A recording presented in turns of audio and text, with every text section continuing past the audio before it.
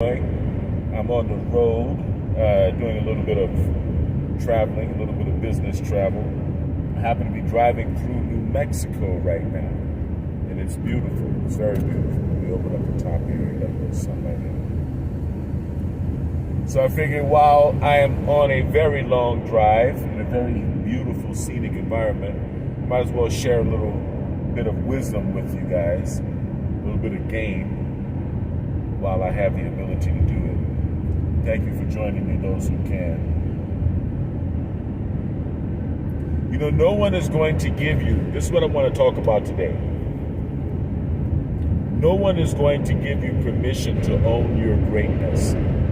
In fact, people are going to hate you for your greatness, and they are going to want to tear you down at every opportunity. They'll hate you for your greatness and for your strength. And they will hope in all directions that you don't recognize who you are, and what your purpose is in this world. And I know that sounds kind of grim. That sounds kind of bleak. You know, it sounds kind of negative, a little bit pessimistic. I don't consider myself a pessimist. I definitely don't consider myself a nihilist by any stretch of the imagination. But I just want to give you words of caution. No one is going to give you permission to own your greatness. You have to own your greatness on your own. Okay? You are going to have the courage to stand up and revel in a benevolent universe like the innocent, soaring spirit that you are, okay? And you have one life to live, and you can't let anyone even give you advice on how to live that life, on how to live it. You have to live your own life by your own terms. Now, many people, I would wager to say that most people don't really have what it takes to live life independently, because when you live life independently, then that means you have to accept responsibility independently, and not many people are actually prepared to do that. Most people are too motivated by fear to do that. You know, they're just too fear-based, and so they don't want to do it. They don't want to even think about it. They would rather be told what to do and how to live their lives. And if they're not being told directly by some authority figure, then they want to be told tangentially by getting approval, by seeking approval from the public, from the world, and going with the trend, going with what everyone else is doing. So that's why free thinkers are so rare. That's why it's so hard to find people who actually think for themselves, people who are actually free thinkers. Okay? It's very rare. And when we encounter each other, it's not guaranteed to be a smooth interaction, so just because we're free thinkers. But when we do encounter each other and it is a smooth interaction, then it is a beautiful thing.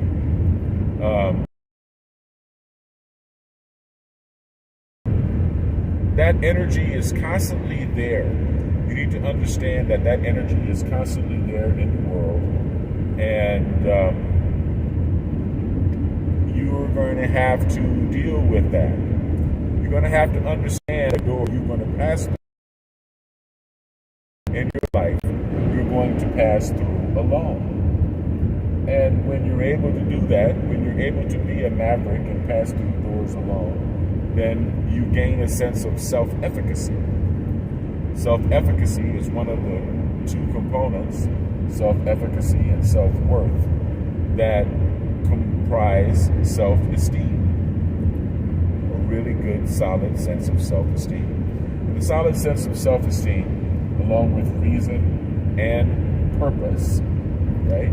Purpose. You, the finding your own life's purpose, are essential to live man's life on earth. Reason, purpose, and self-esteem. And of course, self-esteem being the combination of self-efficacy and self-worth. Self-efficacy, meaning I can do it being whatever it is you want to do. I can accomplish the best life that I could possibly muster up and create for myself in this world. And self-worth, which is the most important, which is just as important, is the understanding that I deserve the best life that I can create for myself. You got to have both, right? Because as human beings, we're not even guaranteed to have the will to live.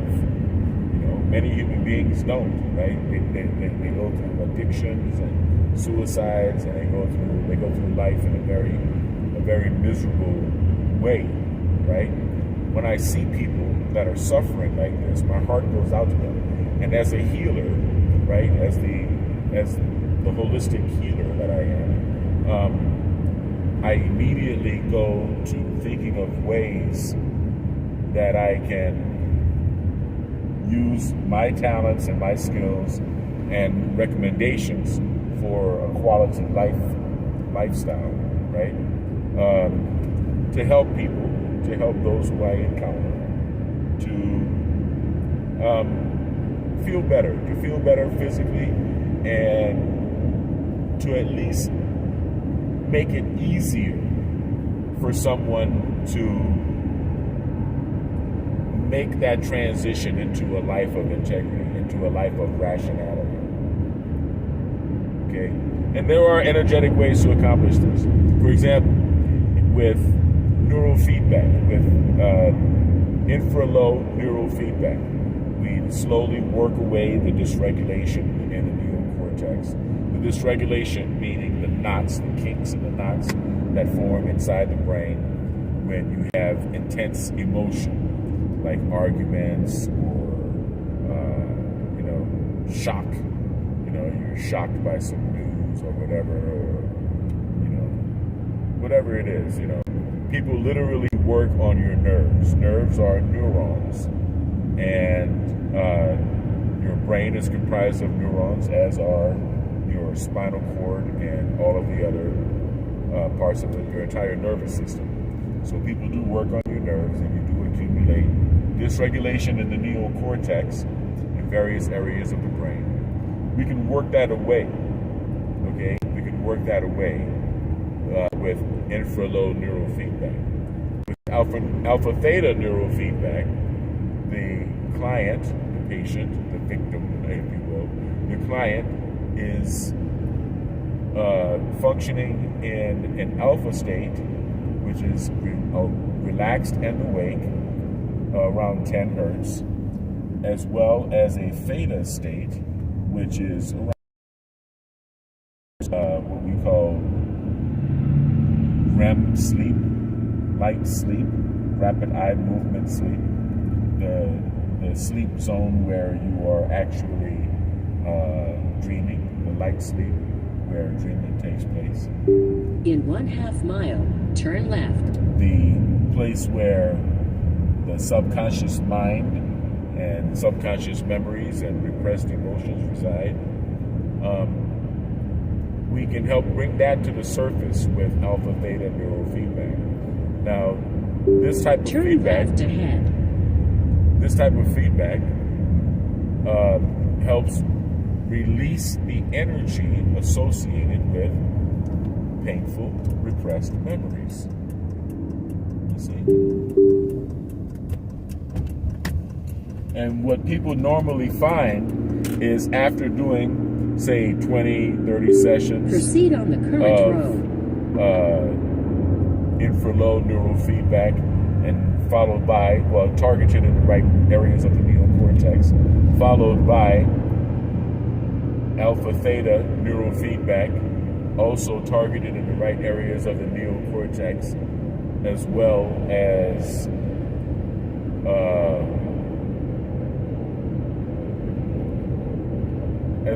layered, if necessary, layered with self-hypnosis audio files. Okay, if you're doing alpha theta neurofeedback, you're in the alpha and theta state simultaneously. The alpha theta state is actually the target state for hypnotherapy. So if you are in need of hypnotherapy, alpha theta neurofeedback will help you accomplish those things if you do it layered with hypnosis audio files. Which brings us into binaural beats, and what most people find is that after they do these therapies, they can talk about things that would normally trigger them emotionally, and they don't get